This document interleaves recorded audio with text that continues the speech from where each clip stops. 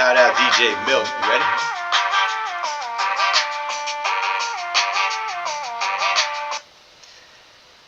Ladies and gentlemen, we are back once again, improving every week. As you can see, Village Legends Podcast, episode 32. Surprise, surprise edition, my brother. We'll tell them why in a little bit. A lot of great 32s over the years. Jim Brown comes to mind, maybe the greatest running back of all time. Sandy Koufax, maybe the best left-handed pitcher of all time. Irvin Magic Johnson, maybe the greatest point guard of all time. A lot of other greats, Marcus Allen, Kevin McHale, Karl Malone, Shaq with the Magic, Dr. J with the 76ers. The list goes on and on. Drop them in the comments as we go, if you can think of them. My brother, we got a lot to talk about today. Some boxing news, which we're going to start off with, the NFL, some Major League action, and of course, the NBA Cup has completed, my brother. I'm Cess, that's C-Flash. C-Flash, take us away, my brother. What do we got today? Talk to him. Surprise, surprise! Welcome back, welcome back. Just, hey, I don't like to say that I feel like I'm always right, but which I'm not, at the end of the day. But for today, I'm gonna take that and wear it proudly.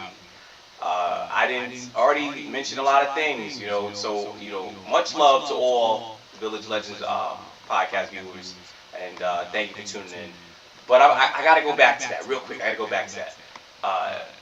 Boxing has really, it's shaped up this year to be a surprising year. But nothing more surprising than seeing Jake Paul, the fraud of them all, the fraud of them all, get exposed. Hey, I don't like to see nobody get destroyed, but this was his narrative. You kept riding with this, Jake. You kept riding with this. Big ups to you for sponsoring and bigging up women's boxing. That's incredible what you're doing, and I see you on that. That's an applause. But Jake, this is not the WWE. It was just a matter of time, because even the great ones kept telling you that. It's just a matter of time before you really see what's gonna come your way when you get touched. You can only ride the wave and fake the funk for so long. And Cess, at the end of the day, we discussed this. We have. Yes, we did. Did we not? Many times. Okay, so with that being said, we're gonna jump right into it.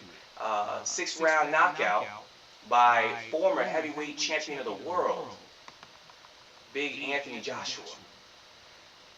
I thought of a straight scene from Rocky IV. All right? I must break you. I must break you. And if he dies, he dies. That's what came to my mind when he had you in the corner and he was about to set you up with that right hand. I don't know why you had your jaw open. But you know what? My fault, people. My fault. Jake was gassed. Oh, yes. And you know why he was gassed, Cess? Because of the fact that he was running from round 1 to 6. He was running. Yep. Grabbing, running. Joshua's punches at first were missing. But then once he started touching them, he was like, oh, God, what did I get myself into? Yes. It looked like a scared little kid getting bullied. And he looked at him and said, damn, I got you. That punch might have broke everybody's jaw in America, or anybody that watches boxing in the world. Cess, what you think about that? My man, he tried for a couple takedowns. Jake Paul was humbled. I know he stuck his tongue out a couple times to tell the crowd he was all right, but he got humbled. At first, I got to be honest, when I'm watching Joshua at first and he's jabbing into midair, because Paul wasn't even next to him, like close to him, and I'm like, and he's not cutting off the ring, and I'm like, oh man, the fix is in. Yeah. The fix is in. But I think Joshua was just trying to lead Paul to him eventually, and Paul tired himself out, and man, broke his jaw in 2 places, my brother. You see that X-ray? Woo! Broke his jaw in 2 places. He was a good sport about it. Was there, I don't mean to cut you off, was there any type of, I know there was a surgery, So his joint is wired. I don't know. I would imagine. I mean, I would imagine it was like one fracture on each side. It would look pretty crazy. He was spitting out blood. Yeah. He got rocked by that punch. Anthony Joshua just towered over Jake Paul. He was completely. It was a complete mismatch. It was crazy. And shout out to Joshua. He milked it for all it's worth. He hung out after the fight. He took pictures with everybody. Yeah. He did his thing. Joshua had no reason not to. Mm-hmm. He made money, and he's letting it be known. Listen, this is an exhibition for him. But this is what this man wanted. This is what Jake Paul wanted. Yes. Jake. He asked for it. I think deep down inside, Jake really thought he was going to be able to handle this man. Yep. From the time that they've seen each other at the weigh-in and the face-off, did you not see the height advantage? It was like he really was fighting the Russian, Ivan Drago. Yes, it was crazy. Yes. Man, it was what it was. Both men were paid $92 million. And it's like people are giving props to Jake for stepping in the ring with Joshua, and they're giving him his respect and all this. Listen, I respect Jake for what he's doing. He does love boxing, in my opinion. He does try very hard. He does train very hard, But at the end of the day, he's only been doing it for 5 years. You're stepping into the ring with Joshua, who's an Olympic medalist, is he not? He won Olympic gold or silver. I believe he did. He did win Olympic gold. Yes. So I mean, Joshua's 36. He's been doing it for at least half his life. Correct. And Jake Paul's only in 5 years. So, I give him that. But he was definitely humbled, and I think the charade is over. I think if you now put Paul with guys that are experienced, you see what's going to happen now. Correct. So that's that, my brother. It's good night to him. And what else we got in the boxing world? Not too much more. I believe Amanda. No, not Amanda Soriano. I'm sorry. Alicia Baumgartner was on that fight card. Oh, she was on the fight card. Yes, she was. She was victorious as well, defending her titles. Yes. So shout out to Alicia. She dominated as well. They keep throwing at and real fast as they keep going at her, and they because they truly believe that she will go up to a certain maybe a couple and do what Terrence Crawford did, and because a lot of people want to see her fight. The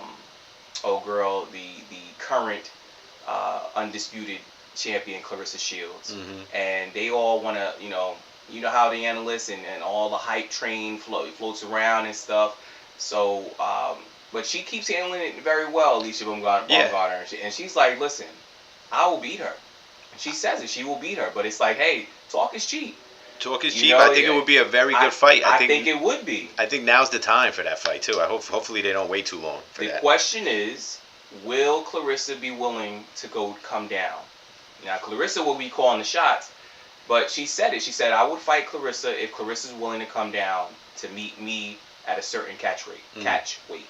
And let's make it happen. If we're going to make it happen with men's boxing, let's make it happen with women's boxing. Absolutely, brother. Let's make it happen.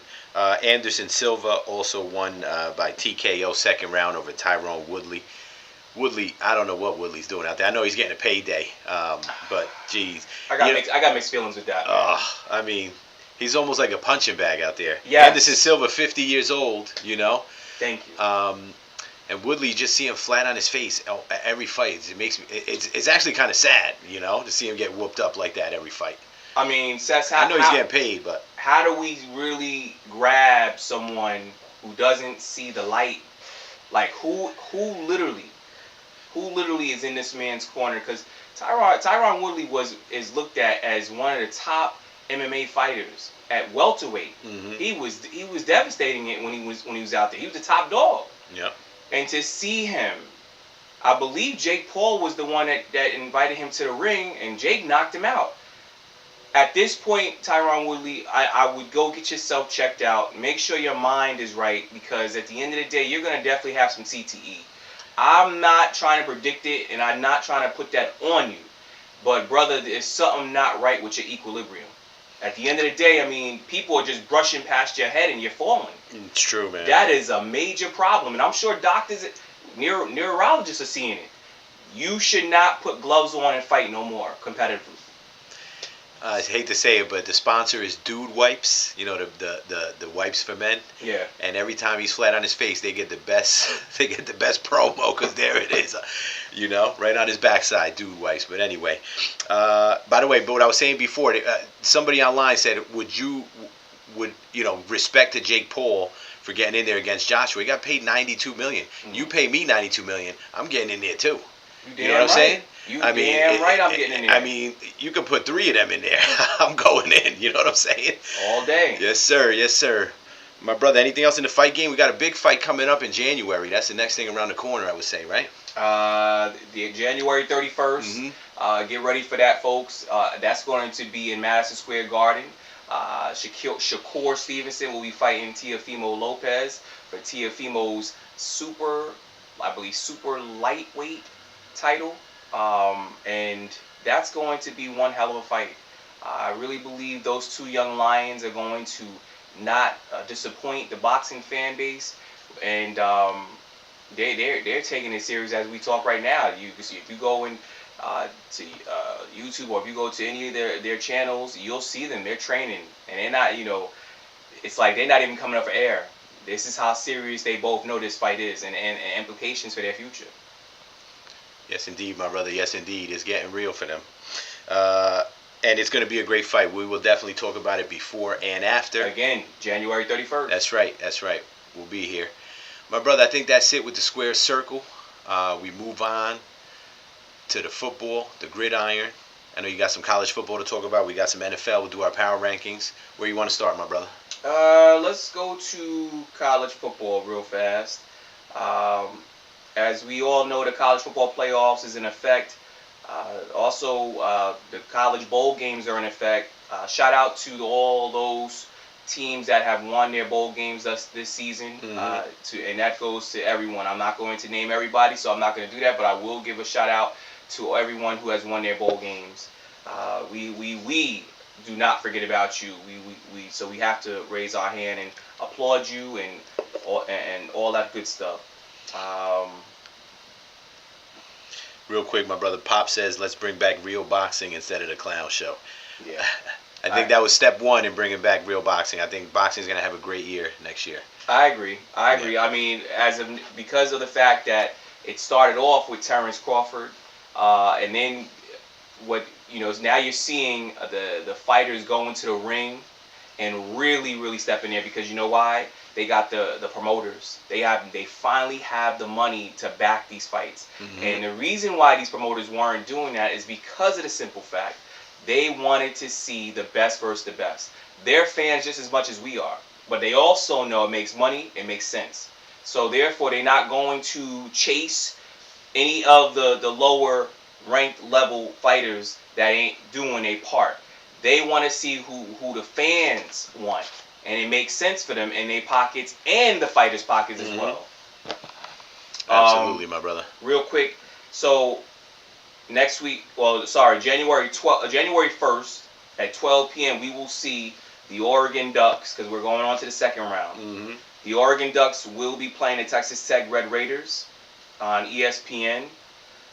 Oregon is favored by 2 to win that game. Alabama, who came back from 17 down, folks, to Oklahoma, mm-hmm. all right, has advanced to play Indiana January 1st at 4 p.m. 4 p.m., folks. Ole Miss played a hell of a game, and again, no disrespect to Tulane Green Wave, they did what they can do, but again, it's something that I've talked about in the past. I am not at all a hater of these smaller schools. I love, again, I repeat to all our Legends podcast viewers, I love the underdog story, but it ain't working in the CFP, folks. Ole Miss will be playing Georgia, and I don't know if I've said this, but I'm gonna go on record and saying I see Georgia going and playing it in the national championship. And I could be wrong, but I've seen this story with Georgia Bulldogs before, folks. You've been saying it. You said it a couple times here. I can see it. The University of Miami Hurricanes. The U. will be playing the number 2 team in the country, the Ohio State Buckeyes, on December 31st, 7:30 p.m. Be there or be square. That is exciting. I'm looking forward to seeing that one because you will have 2 good defenses going at it.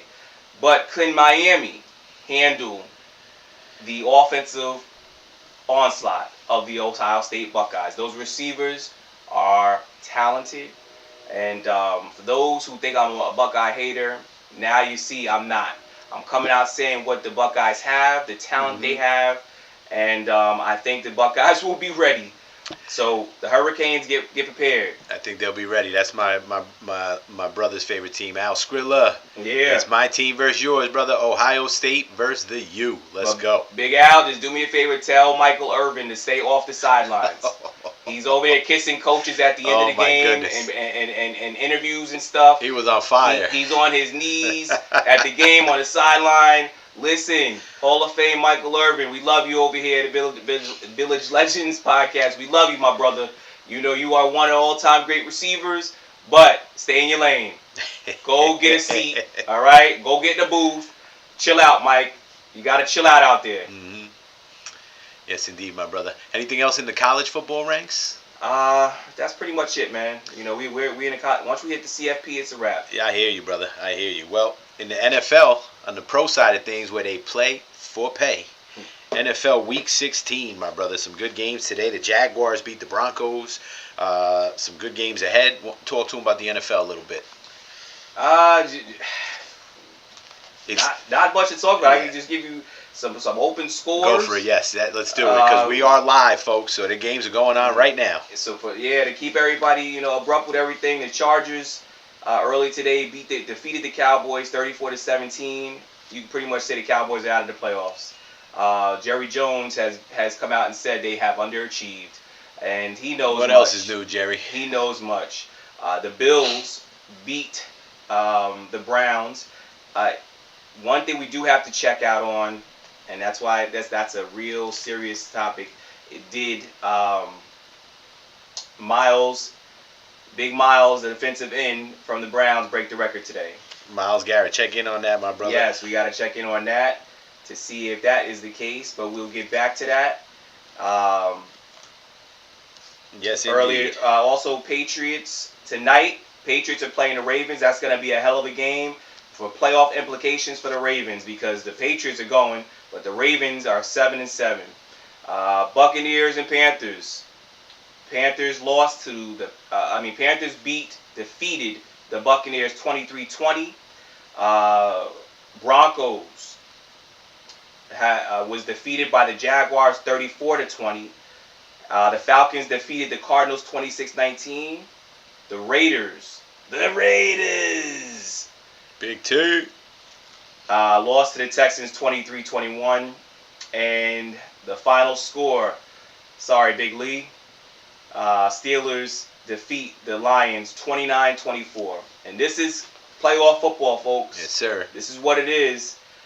Sources say Chiefs Minshew suffered an ACL tear. He will probably be another one who's had leg injuries below the hips. This has been the same old story all season long. We have to do something to protect these legs. What is going on? I believe that we just can't say it's the NFL's fault. It also comes from the players. The players have to work out better. I know people might say, "Oh, see, Flash, you sound like a fool." No, I played this game, and the truth is, it comes with playing and hard and doing the hard work, putting in the time to make sure that you're physically fit. Football is a dangerous game. Let's be clear, but we also have to take care of our bodies. Yes, sir. Pop chimes in. Myles Garrett had half a sack today, which means he did not break the record. So he's going to have one more chance. Thank you, Pop. Thanks, Pop. Yep, so he's going to have one more chance to do it next week, my brother. Crazy. Anything else in the NFL before we give the weekly power rankings, my brother? No, not at all. Not at all, Seth. I will say this real fast. Hold on. Talk to him. Jags, by the way, Jags are very high on my power rankings this week. I just want to let you know because they had a big win today, and they have been doing the damn thing for about 5 weeks straight now, if we really look at it. The Jaguars are rolling. Mm-hmm. They have won 6 in a row. There you go. See? 6 in a row. So, Seth, go ahead with your Power 5. All right, well, there's my number one right there. The Jacksonville Jaguars, the hottest team in football. They are number one on my power rankings, my brother. At number 2, the Patriots come in at number 2, a bounce back. Hopefully on the horizon. They got the Ravens later today. Let's see how they do. At number 3, the Broncos. They take a little step back with the big whooping they took against the Jags, in my opinion. Number 4, the Bills, who eked out another one this week. And at number 5, the first time on my power rankings, the Chicago Bears. Shout out to the Bears, 11-5, doing their thing. Let's see what happens at the top of that NFC. What is that? The NFC Central there, doing their thing, brother. Okay. Give it to them. Normally, what I'll do is a drum roll. To those, this might not make sense, and I understand it, but I'm going off of past play, past years. We have right now the reigning MVP of the league, which is Josh Allen, folks. And I want to go on record in saying right now their record is now 11-4. Patrick Mahomes is done for the season. The Kansas City Chiefs are done. Sorry, Pop. I will say this also. Pittsburgh is coming alive at the right time. Mm-hmm. They have the legend, Aaron Rodgers. But I'm going to say, and I'm going to stick with this, and again, I could be wrong. You're never perfect with picks. I'm going to go out and say that Buffalo will lead the AFC this year. And they will be in the Super Bowl this year, folks. Ooh, I'm early. going on a limb and saying the Buffalo Bills will be going to the Super Bowl. See, Flash is early. So, therefore, I'm going to start off my top 5. I'm going to say number 1, the Jaguars. Number 2, the Buffalo Bills. Number 3, I'm going to definitely go out there and make it happen and say the Chicago Bears. The Chicago Bears are still a team to reckon with. Number 4 will be the Los Angeles Rams. Because I know that the Seattle's my number 5, because at the end of the day, I know Seattle is balling. Seattle's really balling. But Seattle will be my number 5. And my honorable mention. Yes, sir. Woo-wee! I'm going to still rock with the New England Patriots. Wow. Solid 6. We still have yet to have the same exact power ranking, 1 through 5 or 6, for the entire season. It's great. It's great for the state of football. We got a lot of teams that could win the Super Bowl. I'm not prepared yet to pick my Super Bowl team yet, but you heard it here first, folks. C-Flash is taking the Buffalo Bills to go all the way to the Super Bowl. Put me on right there. Put me on notice. He's on record. I'm standing hard, and I'm standing true to it right now. Buffalo, there's something about Buffalo, folks, because I've seen the pattern. Okay? Buffalo is been so close. So close. Josh Allen finally got his league MVP. Folks, this also could be Buffalo's year to get their first Super Bowl title. Ooh, that would be lovely. Oh, man. I know they're New York. They're way upstate, but they're still New York. That would be lovely for them. I'm saying it first. Good job, brother. I like that. Anything else in National Football League, my brother? No, my brother. That's about it. All right. From there, we're going to take it to Major League Baseball. The majors, it's the postseason. It's the winter. It's, you know what time it is. It's not the postseason. It's the off season. And it's the winter, and it's the hot stove, and Japanese ball player, third baseman, Japanese Munasaka Murakami, the top player in that league in the MPB coming into the pros this year, has signed with the Chicago White Sox, my brother. 2 years, $34 million for Murakami. He hit 56 home runs in 2022, a league record over there. I believe still stands today. He's got 265 homers in 8 seasons. Solid defender as well. But he signs with the White Sox, my brother. 2 years, $34 million. What do you think? Are you surprised that he went to the White Sox? Do you think maybe he... I thought he was going to land on a bigger team myself. But he went to the White Sox, the worst team in baseball last year. What do you think? I think, Seth, it's a smart move as far as not having that pressure and having that monkey jump right on your back. It's a good call. I really believe that because he could have got more money. Mm-hmm. I believe this kid wants to come into the major leagues and he wants to prove a point of who he is. That's why he went to one of those low money market teams, just to go show everybody who he really is. And why not do it where not every major circuit and all the reporters are constantly in your face, where not everybody can handle the New York media, the metropolitan area. Yep. Mm-hmm. Yes. So he did it smart. His handlers, I applaud his handlers, which means his agents, folks. His agent and his other handlers. Be clear. Yes. People close to him. Yes. So I think that was a very, very smart, intelligent move on his part. Because everybody was like, is this guy, has he lost his mind? Mm-hmm. You sure you want to go to the White Sox? Yep. But I think it was a smart move. I couldn't agree with you more, my brother. He's going to the worst team in the league where he can shine for 2 years. He's only going to be 27 in 2 years. If he blows up in the next couple years, he's going to have a monster deal coming off this 2-year 34. And then at that point, he could sign with the LAs and the New Yorks of the world. You know what I mean? Yeah. So that's exciting to see, my brother. Shout out to Murakami. We'll see how he does. We'll follow his path. Just real quick. To him. What do you see coming from him? Do you see him really being, an elite player in MLB? I think he could be. He even... What's his age? His age is 25. He's only 25. Mm-hmm. And even during the World Baseball Classic, he showed... The last one where he was very young, he showed flashes already. So I think this kid could be legit. Okay. For some reason, though, which is strange, the big teams kind of backed off, which is kind of strange that they did not...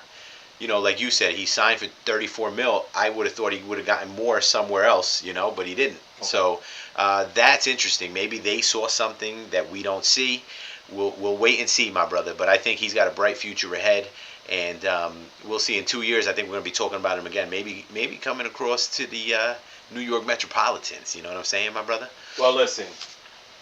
Of course, I always want to hear something different in baseball, and this is not to throw a jab at the Dodgers. But I think we've heard enough. So rise to the occasion. MLB teams. Who's next?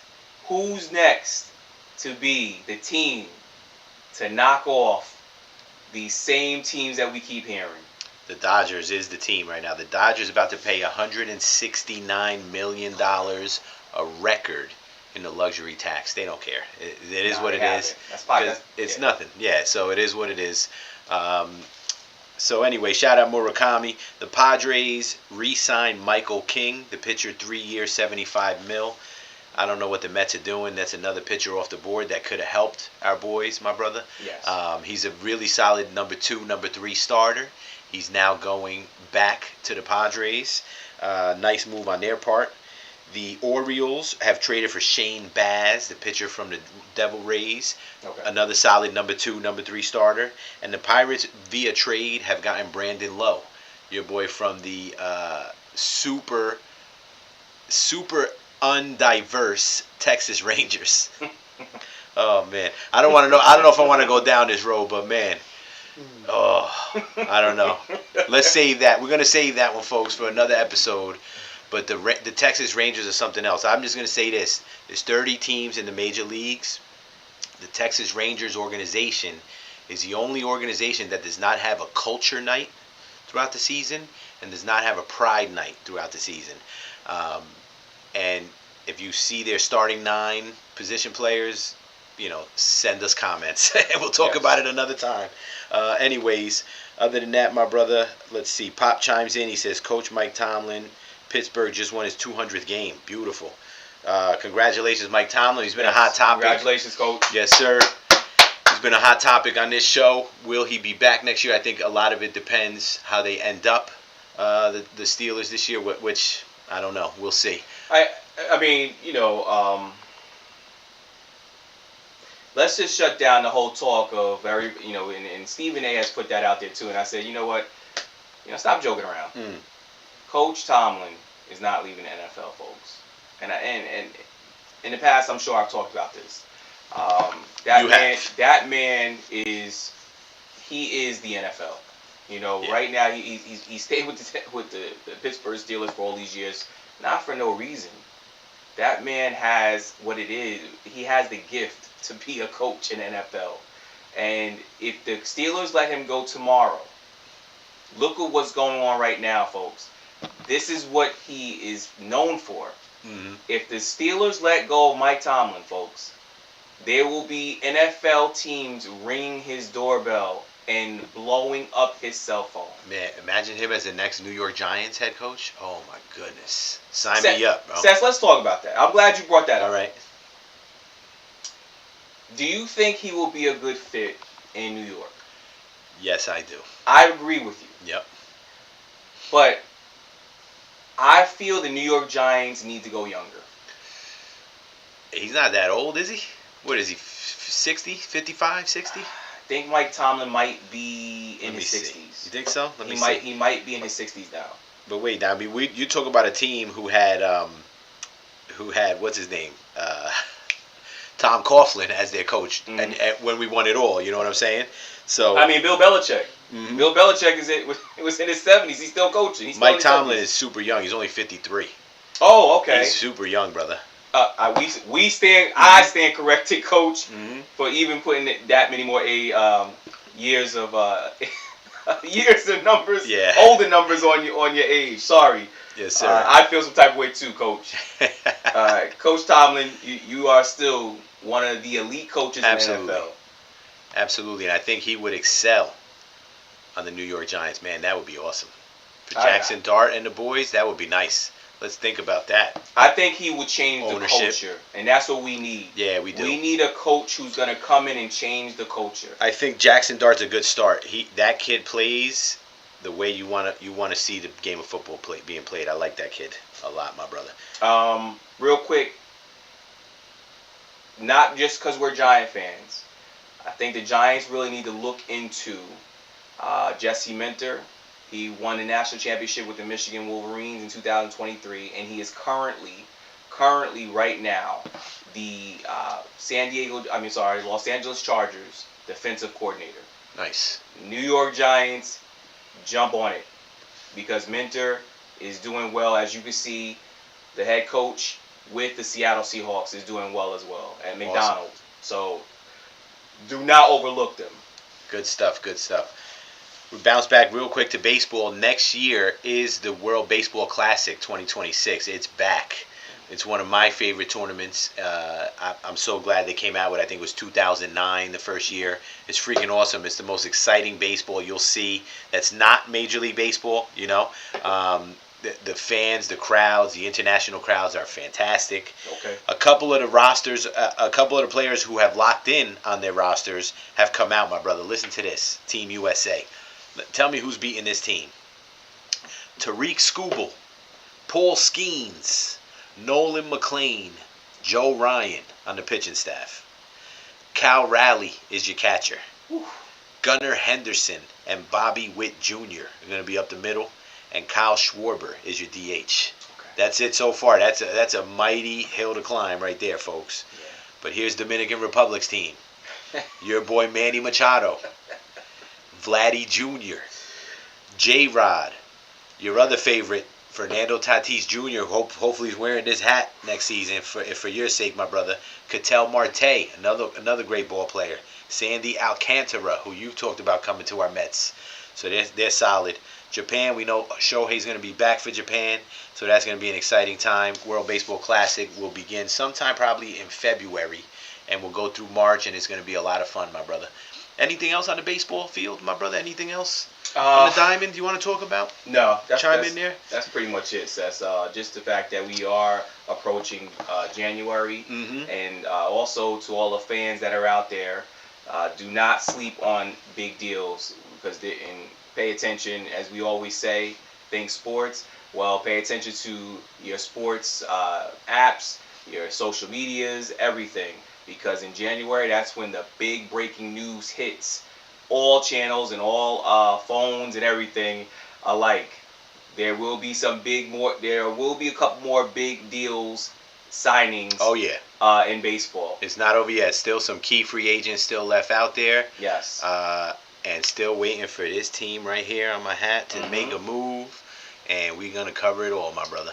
Yes, we are. Yes, we are. We move on. Our last thing of the day. Oh, my brother. Yes, real go. Quick, Talk to him. Real quick. Update. Shout out to, hold on. Update.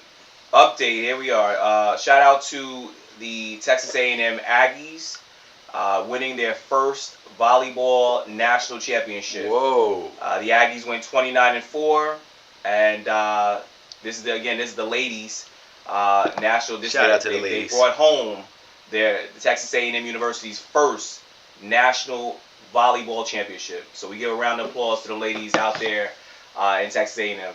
Way to be, ladies. Out there in College Station. College volleyball, for some reason, I love women's college volleyball. I think it's very exciting. So shout out to them. Good stuff for the Aggies, my brother. So lastly today, shout out to the New York Knickerbockers, your 2025 NBA Cup champions. Played a hell of a game, beat Wembanyama and the Spurs to take the chip, and did a wonderful thing as they got, the players get some nice earnings from the NBA Cup. They shared it with the team, with the staff, with the video guys, the medical people, everybody in the facility got portions of the winnings. So they usually don't. So shout out to the Knicks. Now, my brother, the one interesting thing that came out of this was that the Knicks decided not to raise the NBA banner. Or the NBA Cup banner, I should say. Now, other teams in the past have raised it. The Lakers have raised it. The Knicks decided not to raise it. And I get it. I understand. Because I don't want to say F the NBA Cup, because it's nice. It's a nice in-season thing. But we got bigger goals here. Right, my brother? Correct. You agree with me on this one? Correct. What do you think? Correct. I'd have to sit there and say, listen, am I a New York Knicks fan? No. If anyone has watched the Village Legends podcast episode, all of our episodes, you will know what I ride or die with. Yes, we are fans. Seth is a notorious big time Knickerbocker fan, and I do not disagree with what they've done. That shows how hungry, how focused they are, and they heard the noise in the offseason. This New York Knickerbocker team is on a mission. That's right, my brother. Now, they won the Cup final, but that's not on a list of what they're trying to achieve. And I applaud everything that they're doing, because that's how I'd feel if I'm on a team. Absolutely. Now, it was amazing. The post game, they caught up with Victor Wembanyama, and they asked him about the Knicks and what he thought about them after playing them, after losing to them in the NBA Cup. And he said, they're not the best brand of basketball.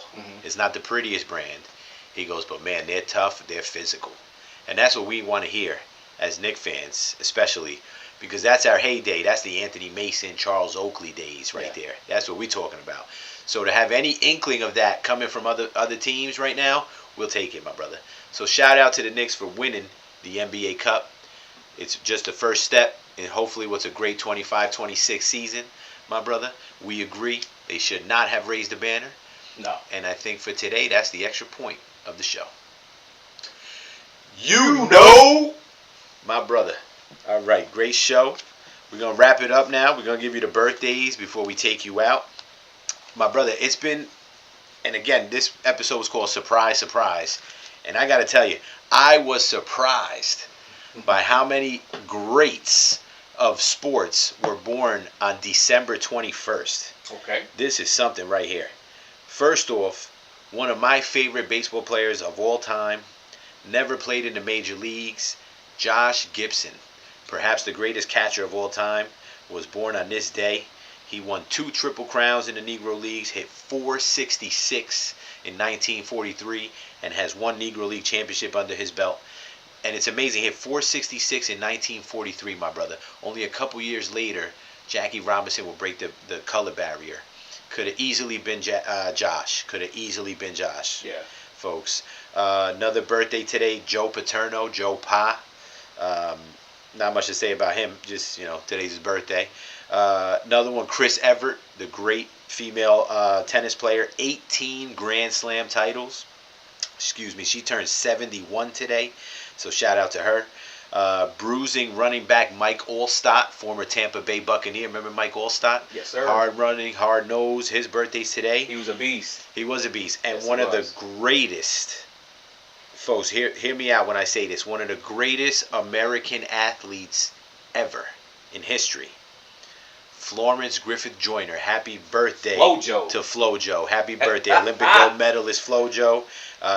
Outstanding career. Shout out to all the other birthdays. There were a lot. That was a couple old time golfers that were born in the 1800s. I left them off the list today, but shout out to them as well. My brother. Sorry, yes, Seth, go. you mind if I give a quick shout out? Of course, talk to him. Because I know we won't be on the air, so I want to say because December 25th will be my Uncle Fred's birthday.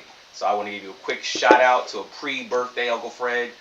And I hope you enjoy Uncle Fred, happy birthday. We got to get him on to talk basketball. Yes, I know, we will. because Uncle Fred will disagree with everything we say. Yes, he will. But he'll have good reason for it. We got to get him on here.